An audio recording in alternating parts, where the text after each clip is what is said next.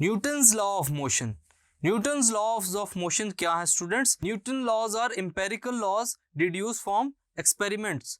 Newton ने जो laws drive किए थे या मुतारिफ करवाए थे वो टोटली एक्सपेरिमेंटल हैं, एम्पेरिकल हैं। They were clearly stated for the first time by sir Isaac Newton. Sir Isaac Newton ने इनको क्लियरली कब पब्लिश किया स्टूडेंट्स? 1687 के अंदर in his famous book called Principia, जिसको प्रिंसिपिया का नाम दिया। उस बुक के अंदर न्यूटन ने क्या किया? अपने इन तीनों लॉज को मुतारिफ करवाया। There are 3 laws. क्या हैं वो? First law of motion, second law of motion and third law of motion. आइए देखते हैं कि ये लॉज क्या हैं और किस चीज के ऊपर रिलाय कर रहे हैं। Newton's first law of motion और लॉ ऑफ इनर्शिया, इसको फर्स्ट लॉ भी कहा जाता है और लॉ ऑफ इनर्शिया भी कहा जाता है। A body at rest will remain at rest and a body moving with uniform velocity will continue to do so. अगर एक बॉडी रेस्ट पे है तो वो रेस्ट पे ही रहेगी, और अगर वो यूनिफॉर्म वेलोसिटी के साथ मूव कर रही है तो वो यूनिफॉर्म वेलोसिटी के साथ ही मूव करती रहेगी until and unless acted upon by some unbalanced external force। until and unless, जब तक उसके ऊपर कोई एक्सटर्नल फोर्स अप्लाई नहीं होती। फॉर एग्जाम्पल, अगर एक ऑब्जेक्ट रेस्ट पोजीशन पे है तो वो तब तक वहां पड़ा रहेगा जब तक कोई एक्सटर्नल फोर्स आकर उसको अपनी जगह से हटाती नहीं है। और इसके अलावा अगर कोई बॉडी यूनिफॉर्मली एक्सलरेट कर रही है, मूव कर रही है, तो जब तक उसके ऊपर कोई एक्सटर्नल फोर्स अप्लाई नहीं होगी तब तक वो बॉडी अपनी मोशन को कंटिन्यू करेगी। This is also known as law of inertia. इसको लॉ ऑफ इनर्शिया भी कहा गया। क्यों? Because inertia is the property of an object tending to maintain the state of rest और स्टेट ऑफ यूनिफॉर्म मोशन। कि एक ऐसी प्रॉपर्टी है बॉडी की जिसकी वजह से बॉडी क्या करती है? किसी भी स्टेट को, चाहे वो रेस्ट पोजीशन में हो या फिर मूवमेंट में हो, उसको क्या करती है स्टूडेंट्स? रेजिस्ट करती है। एग्जाम्पल क्या है इसकी? अगर एक बॉडी रेस्ट पोजीशन पे है, अगर हम लोग उसको हल्की सी फोर्स लगाना शुरू करें, वो अपने इनर्शिया की वजह से शुरू में क्या करेगी? उस फोर्स को रेजिस्ट करेगी। जब तक वो उसके इनर्शिया से ज्यादा फोर्स उसके ऊपर एक्सटर्नल अप्लाई ना हो तब तक बॉडी उस फोर्स को या उस एक्सटर्नल प्रोसीजर को रेजिस्ट करेगी। इसके अलावा अगर कोई बॉडी मूव कर रही है तेज स्पीड से और अगर हम लोग उसके ऊपर हल्की सी फोर्स लगाकर उसको रोकना चाहें तो ऑब्वियसली बॉडी एकदम नहीं रुकेगी जब तक जो फोर्स है उसके इनर्शिया के इक्विवेलेंट ना हो जाए। और वो जब फोर्स उसके इक्विवेलेंट होगी तो बॉडी खुद ब खुद रुक जाएगी। ये प्रॉपर्टी है जो कि रिजेंबल करती है न्यूटन के फर्स्ट लॉ के साथ।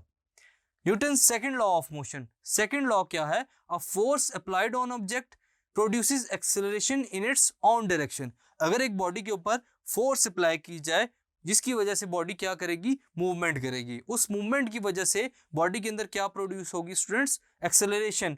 ओके, उसकी अपनी ही डायरेक्शन में प्रोड्यूस होगी।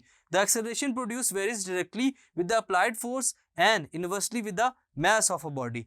यानी कि जिस हिसाब से हम लोग उस बॉडी की फोर्स को बढ़ाते जाएंगे, उसके ऊपर फोर्स लगाते जाएंगे, बॉडी की एक्सेलरेशन चेंज होती जाएगी।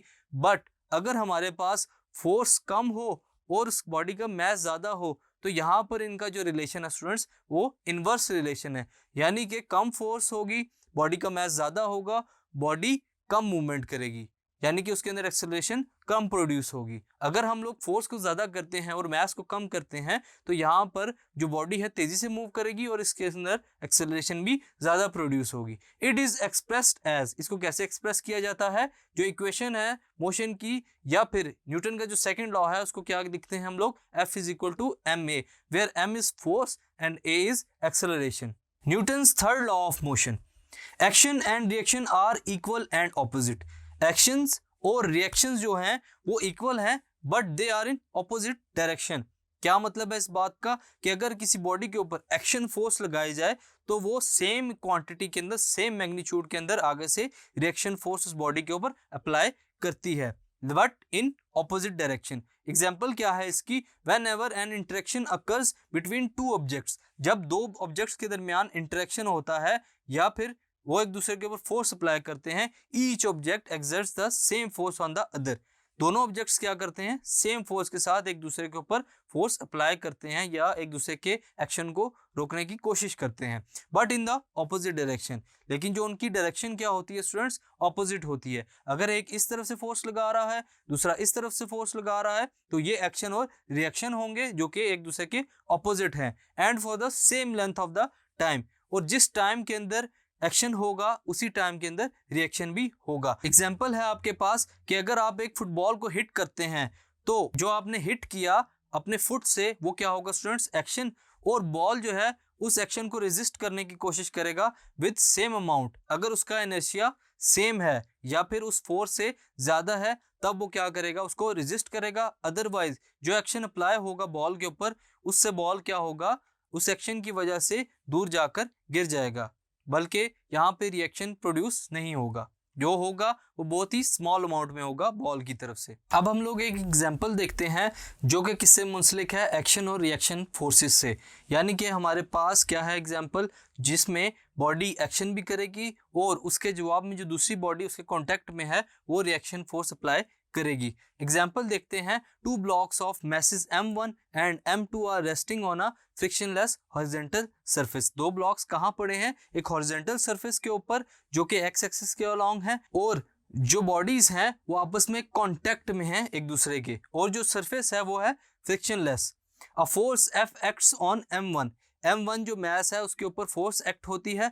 Drive equation two find the magnitudes of effective forces. हम लोगों ने इक्वेशन ड्राइव करनी है जो कि क्या फाइंड करेगी, मैग्नीट्यूड ऑफ फोर्सेस जो कि एक्ट हो रही हैं m1 और m2 के ऊपर। तो आइए देखते हैं इसका सोल्यूशन क्या है। सबसे पहले जो हमारे पास स्टूडेंट्स A है वो क्या है, acceleration. A which gives acceleration, F which is equal to force. अब हम लोग देखते हैं जो फोर्स अप्लाई हो रही है m1 और m2 को लेकर वो क्या है। फॉर्मूला होता है हमारे पास F is equal to ma। चूंकि हमारे पास यहाँ पर दो मैसेज हैं m1 और m2, तो हमारे पास इक्वेशन क्या हो जाएगी, m1 plus m2 into a। दो मैसेज की वजह से F is equal to m1 plus m2 into a। उसके बाद हमारे पास क्या होगा स्टूडेंट्स, एक्सेलरेशन यहाँ से फाइंड कर लेते हैं, which is a is equal to, जब हमारे पास अरेंज करेंगे इक्वेशन को, a किसके इक्वल होगा, f divided by m1 plus m2। ये क्या है हमारे पास, एक्सेलरेशन। इसको हम लोग क्या कह देंगे, इक्वेशन 1। इसके बाद क्या है, since the message move together, message एक साथ मूव कर रहे हैं, acceleration is same for both of them. Acceleration क्या होगी, दोनों के लिए सेम होगी क्योंकि दोनों सेम मूवमेंट कर रहे हैं। Let F2 be the effective force acting on M2। F2 जो किसकी वजह से है, जो किसके ऊपर अप्लाई हो रही है, M2 के ऊपर, due to M1 and is given as. इसको हम लोग कैसे लिखेंगे, जो कि फोर्स F2 है वो कैसे होगी स्टूडेंट्स, F2 क्या होगी, ड्यू टू मास M2। हमारे पास जो फोर्स है वो होगी F2 is equal to M2 into A। यहाँ पे हम लोग क्या करेंगे, जो हम लोगों ने एक्सेलरेशन की वैल्यू निकाली थी अपनी इक्वेशन A के अंदर, अब हम लोग क्या करेंगे, इस इक्वेशन के अंदर A की वैल्यू को पुट करेंगे जो कि हम लोगों ने निकाली थी F over M1 plus M2। तो हमारी जो इक्वेशन होगी वो चेंज होकर क्या हो जाएगी, M2 multiply by force F divided by M1 plus M2 bracket close. ये है हमारे पास वैल्यू F2 की। अब हम लोग इसको थोड़ा सा और सिंप्लीफाई करेंगे तो हमारे पास जो F2 की वैल्यू होगी वो क्या हो जाएगी, मल्टीप्लाई करेंगे तो हमारे पास क्या होगी students, M2 divided by M1 plus M2 brackets closed multiply by F, जो कि साथ ही आ जाएगा।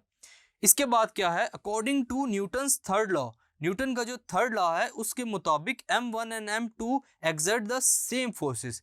M1 M2 दोनों के ऊपर सेम फोर्सेस एक्सर्ट कर रहे हैं in magnitude but opposite in direction. जैसा कि एक्शन और रिएक्शन में होता है कि जब दो फोर्सेस आपस में एक्ट करती हैं एक्शन और रिएक्शन की, वहां पे जो दोनों फोर्सेस हैं वो क्या होंगी, ऑपोजिट एक दूसरे के। क्या होगा, thus on M1 now two forces are acting. अब इक्वेशन के हिसाब से अगर हम लोग देखें तो M1 के ऊपर दो फोर्सेस एक्ट कर रही हैं। Let F1 be the net force acting on M1। F1 जो टोटल फोर्सेस हैं वो M1 के ऊपर जो अप्लाई हो रही हैं स्टूडेंट्स, वो क्या होगी, F1 which is total force on M1। इसको हम लोग कैसे लिखेंगे students, F1 which is equal to F minus F2। ये है हमारे पास फोर्स F1। अब क्या करेंगे हम लोग, इसमें वैल्यूज को पुट करेंगे। So F1 will be equal to F as it is minus F2 की जो हम लोगों ने इक्वेशन निकाली थी वो क्या होगी स्टूडेंट्स, ब्रैकेट के अंदर M2 divided by N1 plus M2 bracket close multiply by F। मजीद इसको सिंप्लीफाई करेंगे तो F1 क्या हो जाएगा हमारे पास, M1 divided by M1 plus M2। Equation हमारे पास क्या हो जाएगी, M1 over M1 plus M2 after simplification multiply by F। Equation 2 and equation 3 can be use to find the magnitude of effective forces. एक तो ये जो इक्वेशन हम लोगों ने निकाली और इससे जो पिछली इक्वेशन थी ये हमें क्या दे रही है students, magnitude of effective forces. ये दोनों फोर्सेस किसके ऊपर अप्लाई हो रही हैं students, message M1 and M2। In such cases, in cases के अंदर जो हमारे पास फोर्सेस अप्लाई हो रही हैं उनका मैग्नीट्यूड हम लोगों ने इक्वेशन में ड्राइव कर लिया। Thank you.